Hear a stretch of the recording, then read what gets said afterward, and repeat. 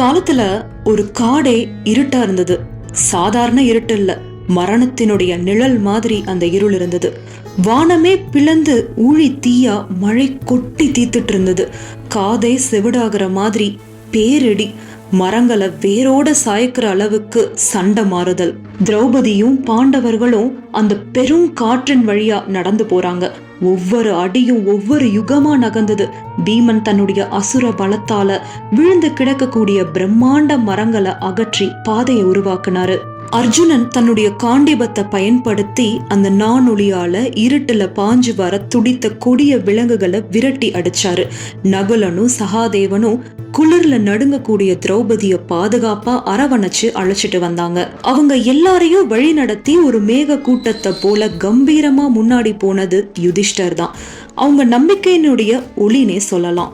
மலையோட உச்சியில கரடு முரடான பாறைகள்ல கால்களை கிழிக்க ரத்தம் சொட்ட சொட்ட அவங்க ஒவ்வொருவரா அந்த விசித்திரமான மலையோட உச்சி அடைஞ்சாங்க. அது சாதாரண மலை இல்ல, பாக்குறதுக்கே ஒரு பிரம்மாண்டமான கவசத்தை போல கருங்கல் பாறைகளால ஆன சிகரம் அது. அந்த மலையிலையும் மின்னும் அளவுக்கு ஒரு விசித்திரமா ஒளிரக்கூடிய மகா கோடாரி ஒண்ணு சொருகப்பட்டிருந்தது. அது சுற்றிலையும் மர்மமான கோடுகளால ஆன பட்டைகள் வரையப்பட்டிருந்தது. ஆயுதத்தை பார்க்கவும் தர்மருடைய மனசுல ஒரு விசித்திரமான எண்ணம் தோணுச்சு. இந்த மலையை உடைச்சா மட்டும்தான் தங்களுடைய அடுத்த இலக்கான தர்ம ராஜ்யத்தை அடைய முடியும் அப்படின்ற அசரீரி மாதிரி உள்ளுணர்வு அவருக்கு ஏற்பட்டுச்சு.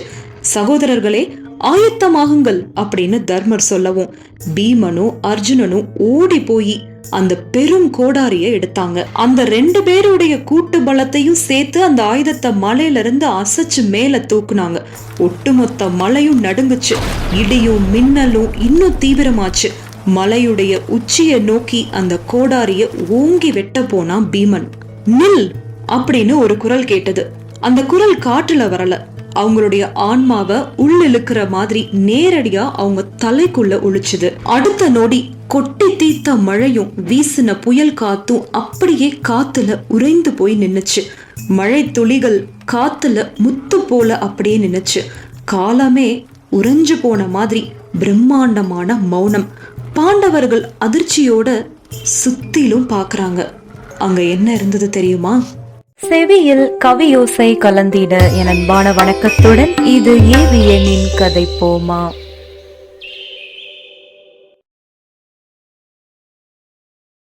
யார் இப்படி சத்தம் கொடுக்கிறது அப்படின்னு ஆச்சரியத்தோட பஞ்ச பாண்டவர்கள் திரும்பி பார்த்தா சிவகணங்கள் நிறைய பேர் அந்த இடத்துல இருந்தாங்க. பஞ்ச பாண்டவர்களுக்கு ஒரே ஆச்சரியம், நம்ம வர வழியில யாரையுமே பார்க்கல. ஆனா இந்த மலையோட உச்சியில இவ்ளோ சிவகணங்கள் இருக்கே அப்படின்னு பாக்குறப்போ அந்த சிவகணங்கள் எல்லாரும் சொல்றாங்க, இந்த மலையை நீங்க இடிக்கிறதுக்கு முன்னாடி எங்களை நீங்க குளிர்விக்கணும்.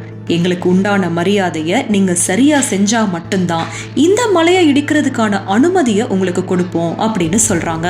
இத கேட்ட அடுத்த நொடி பஞ்ச பாண்டவர்கள் அங்க இருக்கக்கூடிய மலர்களை எடுத்து மாலையா தொடுத்து சிவகணங்களுக்கு தேவையான பூஜை எல்லாத்தையும் முறைப்படி செஞ்சு அவங்களுடைய மனசை குளிர்விக்கிறாங்க. இதுக்கப்புறமா சிவகணங்களுக்கு ரொம்ப சந்தோஷமா இருந்தது. அந்த மலையை இடிக்கிறதுக்கு அனுமதி கொடுக்கறாங்க. அவ்வளோ பெரிய மலைய இந்த பஞ்ச பாண்டவர்கள் மட்டும் இடிச்சு உள்ள இருக்கக்கூடிய புதையலை எடுத்துட்டு போக முடியாது. அதனால அஸ்தினாபுரத்துக்கு தகவல் அனுப்பி அங்க இருக்கக்கூடிய தொழிலாளர்கள், படை வீரர்கள், குதிரைப்படை, யானைப்படை, ஒட்டகப்படைன்னு எல்லாத்தையும் வரவழைக்கிறாங்க. எல்லாரும் வந்து சேர்ந்ததுக்கு அப்புறமா அந்த மலையை இடிக்க ஆரம்பிக்கிறாங்க. ஆனா இந்த சமயத்துல இவங்க எல்லாருக்கும் கண்டிப்பா உணவு வேணும் இல்லையா? அதனால அந்த பொறுப்பை பீமன் ஏத்துக்கிறாரு. காட்டு பகுதியில பிரம்மாண்டமா சமையல் கூடங்கள் அமைக்கப்பட்டது. மலைமலையா அரிசி சாதமும் ஆற்று வெள்ளம் மாதிரி குழம்பும் பீமனுடைய தலைமையில தயாரிக்கப்பட்டது. மகா சமையல் அங்க நடைபெற்றுச்சு. தினமும் அங்க இருக்கிறவங்களுக்கு ஒரு திருவிழாவுக்கு விருந்து கொடுக்கிற மாதிரி அங்க உணவு பரிமாறப்பட்டுச்சு. வயிறார சாப்பிட்டு மனமாற வேலை பார்த்தாங்க. இவங்க எல்லாரும் அந்த மலையை இடிக்கும் போது உள்ள இருந்து தங்க கிண்ணங்கள், கரண்டிகள், தங்க பாத்திரங்கள் இது எல்லாமே ஜொலிச்சு வெளியில வந்தது. இத பார்த்த பீமன் கொஞ்சம் கூட யோசிக்காம அங்க இருக்கிறவங்களுக்கு அந்த தங்க பாத்திரத்திலேயே உணவு பரிமாற ஆரம்பிச்சாரு. தங்க பாத்திரத்துல உணவு இருந்ததுன்னா சும்மாவா? அது எல்லாத்தையும் சாப்பிட்டு முடிச்சதுக்கு அப்புறமா அங்க இருக்கிறவங்க அந்த பாத்திரத்தை என்ன செய்யறது அப்படின்னு யோசிச்சாங்க. அப்போ தர்மத்தின் சிறந்தவரான யுதிஷ்டர் என்ன பண்ணாரு தெரியுமா? அங்கேயே அவருடைய தானத்தை நடத்த ஆரம்பிச்சிட்டாரு.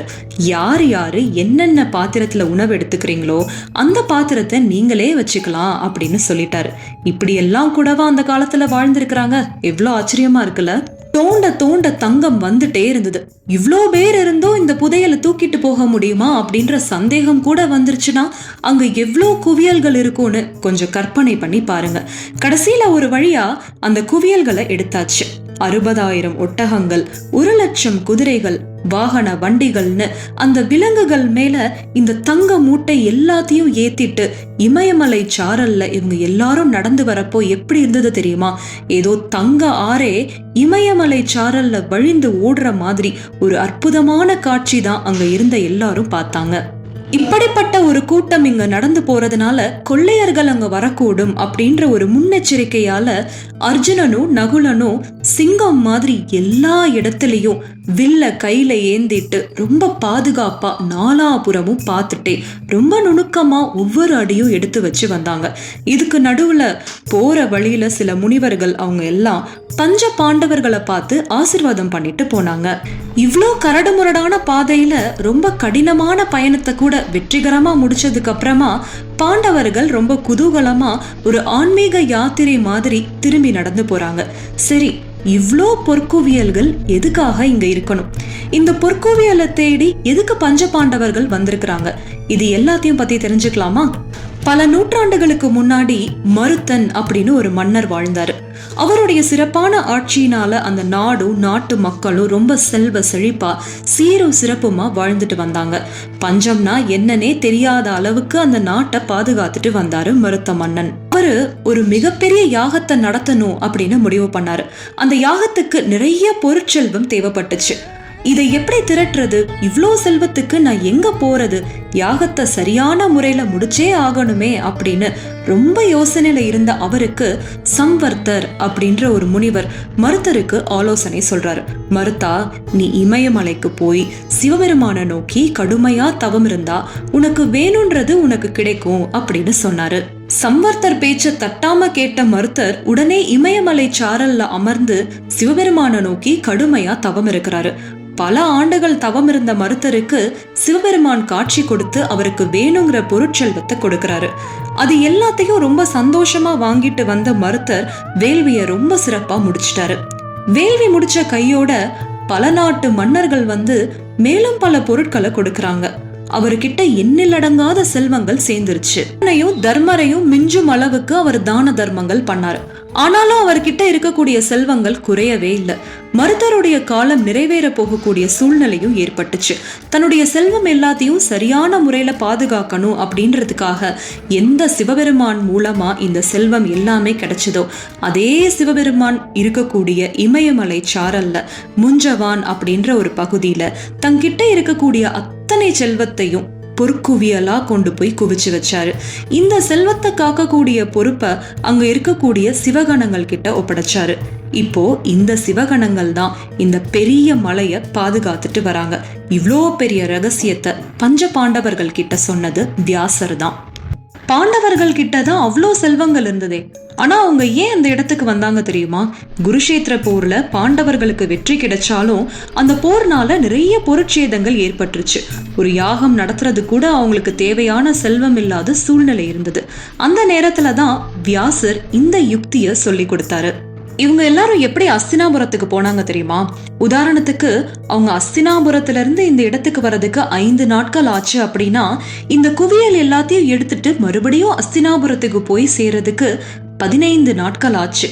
இவங்க காட்டு வழியா அஸ்தினாபுரத்தை நோக்கி போயிட்டு இருந்த அந்த சமயத்துல பாதி உடம்பு மட்டும் பொன்னிறமா இருக்கக்கூடிய கீரை ஒண்ணு அவங்கள தொடர்ந்து ஒரு பக்கமா போயிட்டே இருந்தது. சரி, இப்போ இந்த பஞ்ச பாண்டவர்கள் இந்த படைகளோட செல்வத்தை எடுத்துட்டு அஸ்தினாபுரத்துக்கு போய் சேரட்டும். அதுக்கு முன்னாடி இந்த கீரி யாருன்னு பார்த்துட்டு வந்துடலாம். ஒரு அடர்ந்த காட்டுக்குள்ள பசுமையான சூழ்நிலையில வண்ண வண்ணமான பூக்கள் இருக்கக்கூடிய இடத்துல பறவைகள் அங்கும் இங்கும் அழகா பறந்துட்டு இருக்கக்கூடிய அந்த இயற்கையான இடத்துல ஜமத்கேனி முனிவர் ஆசிரமம் அமைச்சு வாழ்ந்துட்டு வந்தாரு. அவருடைய ஆசிரமத்துல யாகம், வழிபாடு, பூஜை எல்லாமே ரொம்ப சிறப்பா நடந்துட்டே இருக்கும். அவருடைய முக்கியமான வேலையே பித்ருக்களுக்கு சிரார்த்தம் கொடுக்கறத தவறாம பண்ணிடுவாரு. அவர்கிட்ட தான் நந்தினி பசு இருந்தது. அதாவது காமதேனு பசுவுடைய மகள். இந்த நந்தினி பசு கிட்ட இருக்கக்கூடிய பாலை எடுத்துதான் தன்னுடைய பித்ருக்களுக்கு கொடுக்க வேண்டிய சிரார்த்தத்தை முறைப்படி கொடுத்துட்டு வருவாரு. எப்பவுமே எல்லாம் சரியா போயிட்டு இருந்தா சோதனை செய்யறதுக்குன்னு யாராவது வருவாங்க இல்லையா? இந்த தடவை ஜமத்கினி முனிவரை சோதனை செய்யறதுக்கு யமதர்மன் தன்னுடைய கோப வடிவமான குரோதா அப்படிங்கிற வடிவம் எடுத்து ஜமத்கினி முனிவர் ஆசிரமத்துக்கு வராரு. எப்படி அவருடைய கோபத்தை சோதிக்கலாம் அப்படின்னு யோசிச்ச அந்த வடிவம் ஜமத்கினி முனிவர் பித்ருக்களுக்கு சிரார்த்தம் கொடுக்கறதுக்காக வச்சிருந்த நந்தினி பசுவுடைய பாலுக்குள்ள போயிட்டாரு. அந்த உக்கிரத்தை தாங்க முடியாத பால் அப்படியே கெட்டு போயிருச்சு. இப்போ ஜமத்கினி முனிவர் சிரார்த்தம் கொடுக்கறதுக்காக அங்க அமர்ந்தாரு. அப்போதான் பால் கெட்டு போயிருச்சு அப்படின்னு பாக்குறாரு. எல்லாத்தையுமே தன்னுடைய ஞானத்தால தெரிஞ்சுக்கிறவருக்கு பால் எதனால கெட்டு போயிருச்சு அப்படின்னு அவருக்கு தெரியாம இருக்குமா என்ன?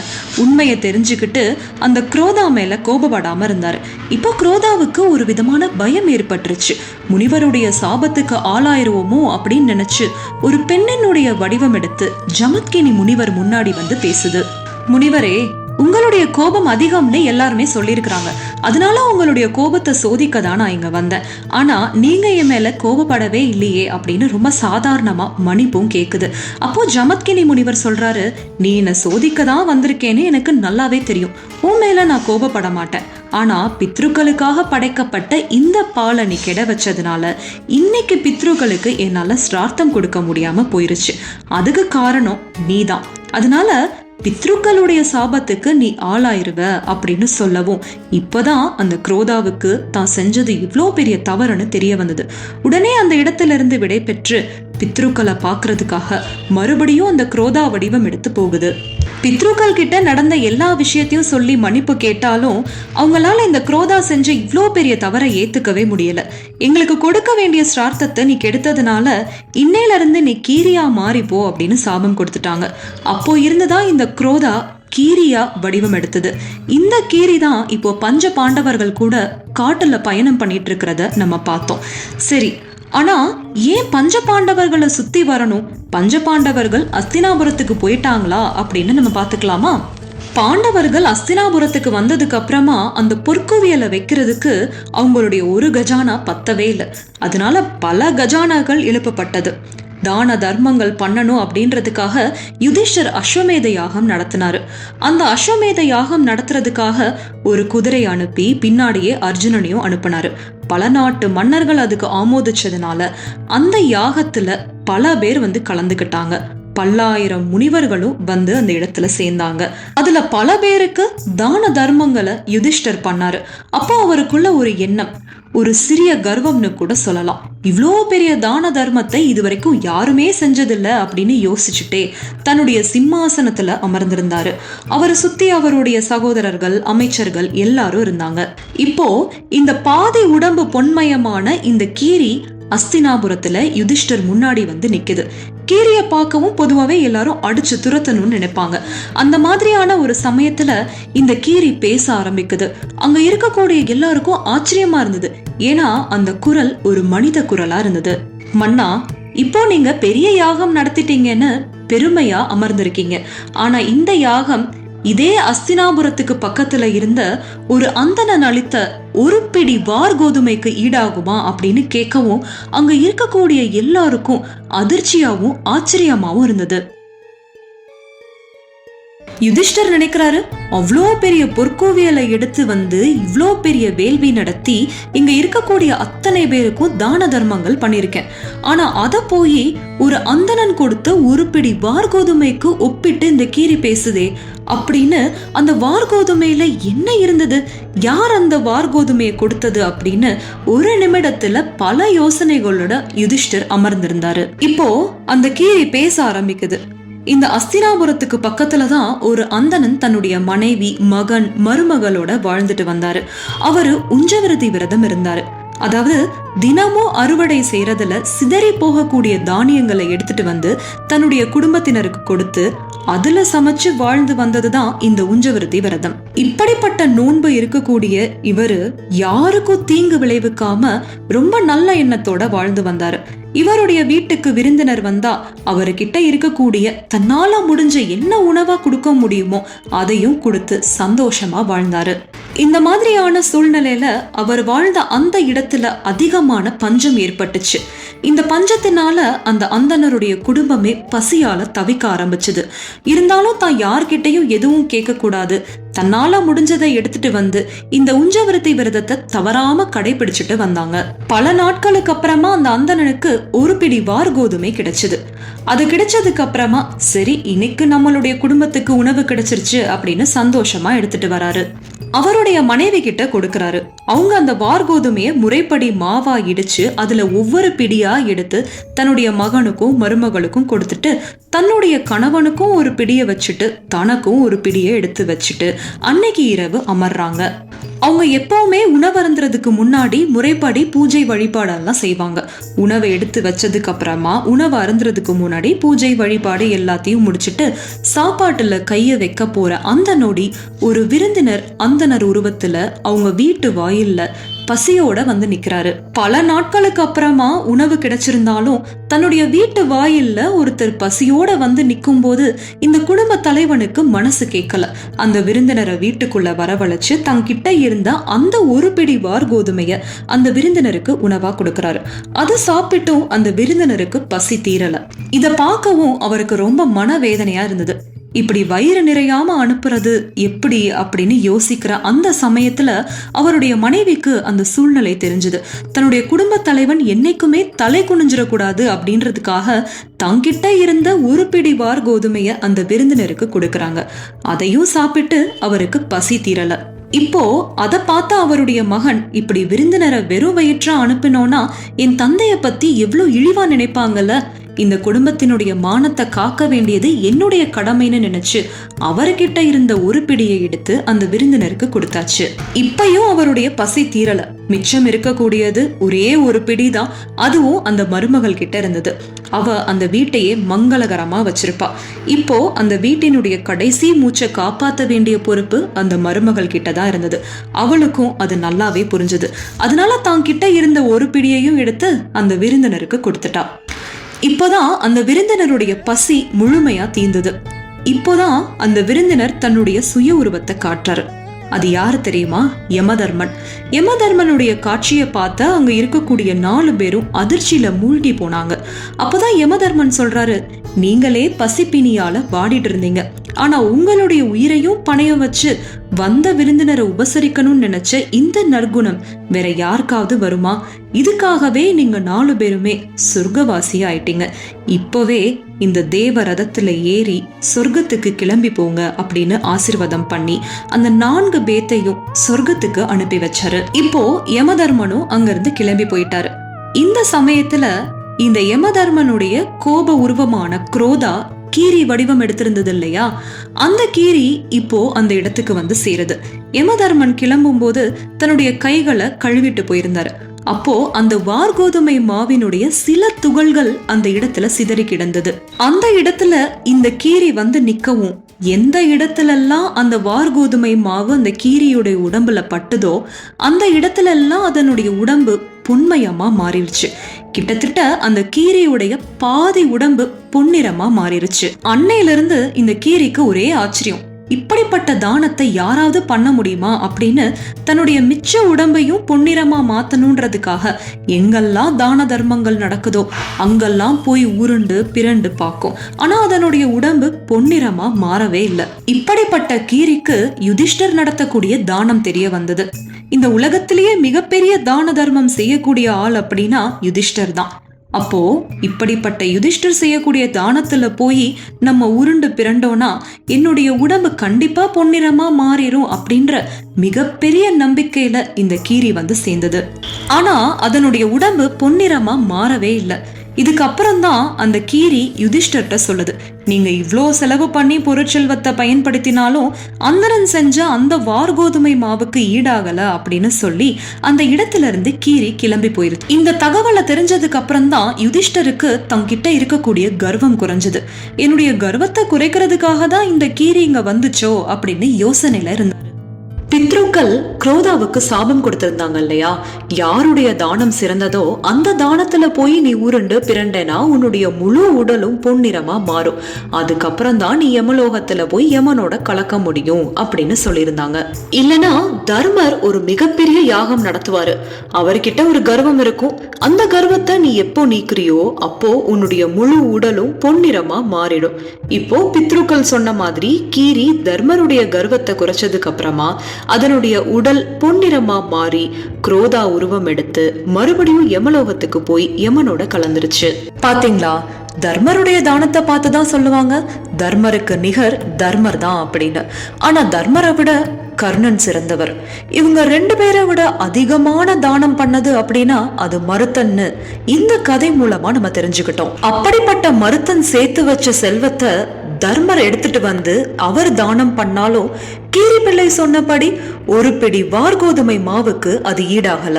ஏன்னா விருந்தினர் வந்தாலும் தங்கிட்ட போதுமான உணவு இல்லைனாலும் விருந்தினருடைய மனது நோகக்கூடாது அப்படின்றதுக்காக தான் தங்கிட்ட உள்ள உணவை கூட மனதார கொடுத்தாரு. அதுக்காகவே அந்த அந்தணனுக்கும் அவருடைய குடும்பத்தினருக்கும் சொர்க்கம் கிடைச்சது. இப்ப உள்ள நிறைய பேர் எப்படி இருக்காங்க, விருந்தினர் வந்துட்டாலே அவங்க எப்படா எழுந்து போவாங்க, சாப்பிட வந்துட்டாங்களா அப்படிலாம் யோசிக்கிறாங்க. அவங்களுக்கெல்லாம் எப்படி சொர்க்கம் கிடைக்கும்?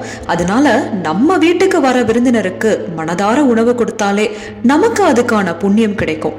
ஏன்னா அவங்க வயிறார சாப்பிட்டு மனதார வாழ்த்துவாங்க. நம்ம உணவு கொடுக்கும் போது இன்முகத்தோட கொடுத்தாதான் அதற்கான புண்ணியம் நமக்கு கிடைக்கும். நம்ம வேண்டா வெறுப்பா கொடுத்தோம் அப்படின்னா அவங்களாலையும் உணவை சரியா சாப்பிட முடியாம போயிடும். இதை பற்றின ஒரு காணொளி நம்ம சேனல்ல ஏற்கனவே யாரு கையால உணவு சாப்பிடக்கூடாது அப்படின்னு பதிவேற்றம் செய்யப்பட்டிருக்கு. அதை பார்க்காதவங்களுக்கு அதனுடைய இணைப்பை கொடுத்திருக்கேன், கண்டிப்பா பாருங்க. விருந்தும் மருந்தும் 3 நாள்னு சொல்லி விருந்தினரை அவமதிக்கிற இன்றைய தலைமுறையினருக்கு இந்த காணொளி சமர்ப்பணம். இந்த கதை உங்க எல்லாருக்கும் பிடிச்சிருக்கும் நிச்சயமா நம்புறேன். இத்துடன் இந்த காணொளி இனிதே முடிவடைகிறது. மீண்டும் மற்றொரு காணொளியில் கதைப்போமா? நன்றி, வணக்கம்.